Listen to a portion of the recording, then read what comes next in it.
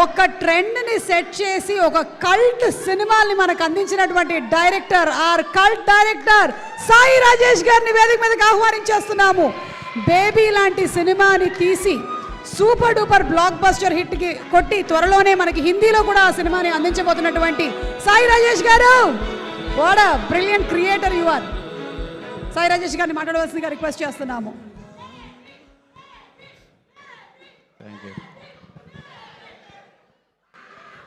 Cult అని నాకు వాడేసారు, పర్లేదు కదా ప్రొడ్యూసర్ గారు. ఐ థింక్ రాహుల్ ఉంటే బాగుండేది మాట్లాడేటప్పుడు.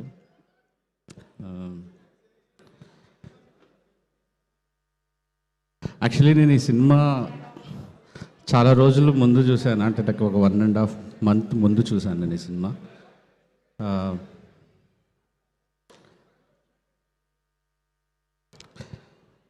అంటే నాకు చాలా మాట్లాడాలనుంది ఈ సినిమా గురించి.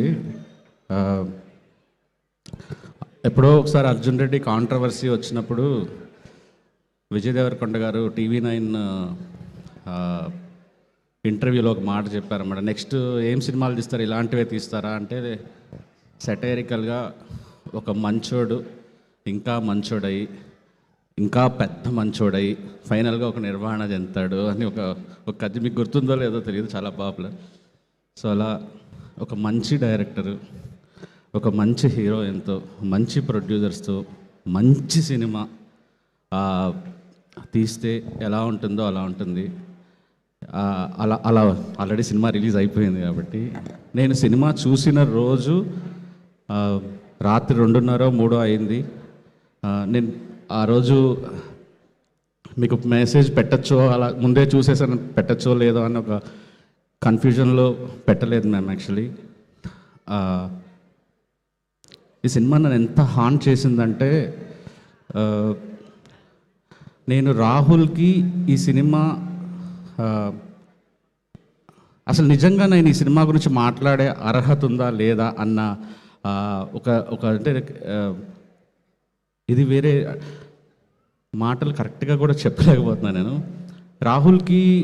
రాహుల్ గారు నేను బేబీ తీసిన తర్వాత దాని చుట్టూ వస్తున్న కాంట్రవర్సీలో నేను ఒక 5-6 రోజులు ఎంజాయ్ చేయలేకపోయాను. సినిమా ఎక్కడో లోపల పీకుతోంది, వైష్ణవిని తిడుతున్నారు. నేను తెలిసి ఏం తప్పు చేయలేదు, నిజంగా తన సైడ్ ఆలోచించి రాసుకున్నాను. అప్పటి వరకు నేను ఇంటర్వ్యూలకు వెళ్ళకూడదు అనుకున్నాను.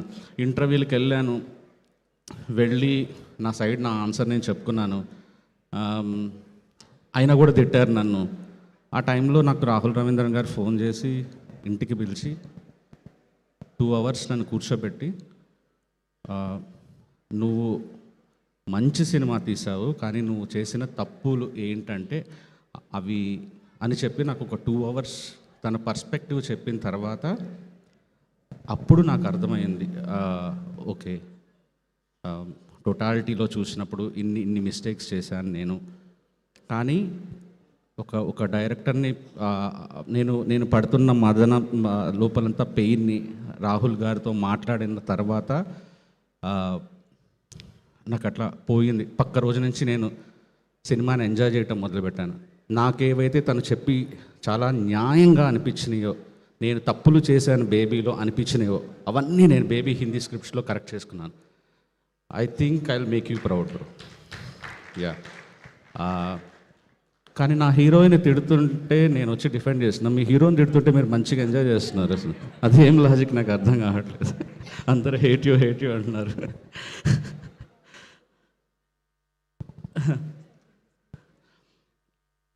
అందులో నేను వచ్చేటప్పుడు కూడా ఐ థింక్ ధీరజ్ రాహుల్ గారు మీకు ఒకటి చెప్పాలన్నాడు. ఐ థింక్ థ్యాంక్స్ కాదు చెప్పాల్సి, నువ్వు సారీ అనుకుంటా. ఎందుకంటున్నానంటే మీరు మీలానే ఉండాలి బ్రో, మిమ్మల్ని ప్రొటెక్ట్ చేసుకోవాలి అందరూ, ఇండస్ట్రీ, ప్రొడ్యూసర్లు, యాక్టర్లు, అంతే. నేను వచ్చేటప్పుడు నేను మీకు ఇచ్చిన సలహాలు ఏవైతే ఉన్నాయో, ఒక 10 నిమిషాలు 12 నిమిషాలు సినిమా చూసి ఇచ్చిన అంత చెత్త. ఇప్పుడు చూసిన తర్వాత నాకు విన్న తర్వాత అర్థమైంది నేను ఆడియన్స్ని ఎంత గ్రాంటెడ్గా అంటే వాళ్ళ ఇంటలెక్చువల్ లెవెల్ని చాలా తక్కువ అంచనా వేసి మీకు సలహాలు ఇచ్చాను నేను. వాళ్ళందరూ ఎక్కడో చాలా చాలా ఎత్తులో ఉండి సినిమా చూశారు, అందుకే ఈ సినిమాకి ఇంత మర్యాద. నాకు చూస్తుంటే నా ఎక్స్పీరియన్స్ అంతా పాడు చేశారు, నేను థియేటర్లో ఈ సినిమా చూడలేకపోయాను. ఇప్పుడు వీడియోస్ చూస్తుంటే నేను ఎందుకు ఈ సినిమా ముందే చూసేసాను, జనాలతో ఎందుకు చూడలేదు, ఈ ఎక్స్పీరియన్స్ ఎందుకు మిస్ అయ్యాను అని ఒక చాలా బాధ అనిపిస్తుంది. రేపే వెళ్ళి సినిమా చూడాలి. అంత thanks for giving this because like Arvind గారికి, విద్యా గారికి, మా ధీరజ్కి ఒక వాళ్ళు చూడని సినిమాలు కాదు, అరవింద్ గారు చూడని సినిమాలు కాదు, అండ్ ఒక మర్యాద పూర్వకమైన ఒక సినిమా మా హోమ్ బ్యానర్కి ఇచ్చినందుకు thank you so much. And ma'am, నేను ముఖస్థుతి చెప్పటం లేదు, యానిమల్ నుంచి పుష్ప 2 నుంచి ఇంత మ్యాడ్ ఫ్యాన్ అయిపోయాను, అంత మ్యాడ్ ఫ్యాన్ అయిపోయాను. అది చూస్తా అదే మూడ్లో భూమాదేవి క్యారెక్టర్ చూస్తుంటే నాకు మామూలుగా ఎక్కడో ఒక దగ్గర రష్మిక గారి పెర్ఫార్మెన్స్ ఇంత బాగా చేస్తున్నారంటే మర్చిపోయి నేను క్యారెక్టర్లోకి వెళ్ళిపోతున్నాను, బయటకు వస్తున్నాను, క్యారెక్టర్లోకి వెళ్తున్నాను. డైరెక్టర్ ఆడియన్స్ మధ్య ఎట్లా కొట్టుమిట్టాడుతుంది.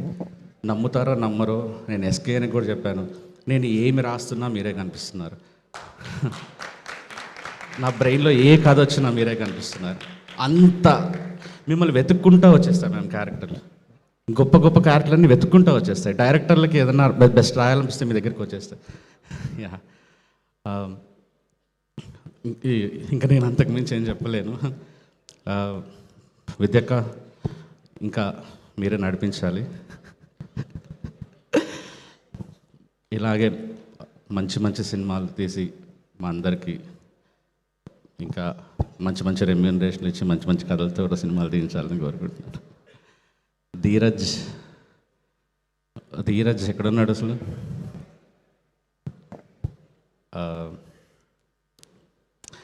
నాకు ధీరజ్ హిట్ కొడితే ఏంటో నిజంగా మా ఎస్కేని హిట్ కొట్టినంత హ్యాపీగా ఉంది. ధీరజ్ ఒక సినిమాని నమ్మితే అర్ధరాత్రులు ల్యాబుల దగ్గర కూర్చుంటాడు. బేబీకి తన కో ప్రొడ్యూసరు అంబాజీపేట, ఈరోజు గర్ల్ ఫ్రెండ్. నాకు సినిమా చూపించినప్పుడు ఆ టెన్షన్తో బయట ఉంటాడు. దాన్ని ఎలా ప్రమోట్ చేయాలి, ఎలా దాన్ని బ్లాక్ బస్టర్ చేయాలి, హిట్ చేయాలి, తప్పన పడిపోతాడు మనిషి. ధీరజ్, నువ్వు ఇలానే ఉంటే అసలు ఇంకా తిరగలేదు. సినిమాని ప్రేమించిన వాళ్ళకి అసలు ఎదురలేదు. You deserve this success. Congratulations. Thank you sir. Love you. అంటే మీ క్యారెక్టర్ నాకు చాలా నచ్చింది. మీ డైరెక్టర్ ఎంత మంచోడంటే మీ క్యారెక్టర్ అది డార్లింగ్, అది బేబీ అని ఏదో చెప్తున్నా, నాకు ఏం అర్థం కాలే మీ క్యారెక్టర్ ఆయన ఎందుకు ప్రేమించాడో. అది జనాలకు కూడా అర్థమై ఉండదు. అంత మంచోడు మీ క్యారెక్టర్ ఎందుకు అలా బిహేవ్ చేస్తుంది, దాని పర్స్పెక్టివ్ ఏంటి అనేది అసలు మీ క్యారెక్టర్ ఆయనకు చాలా ఇష్టం. అది ఏంటో సార్ నాకు అర్థం కాలేదు, మీరే చెప్పాలి జనాలకి. నేను హేట్ చేశాను మిమ్మల్ని కూడా.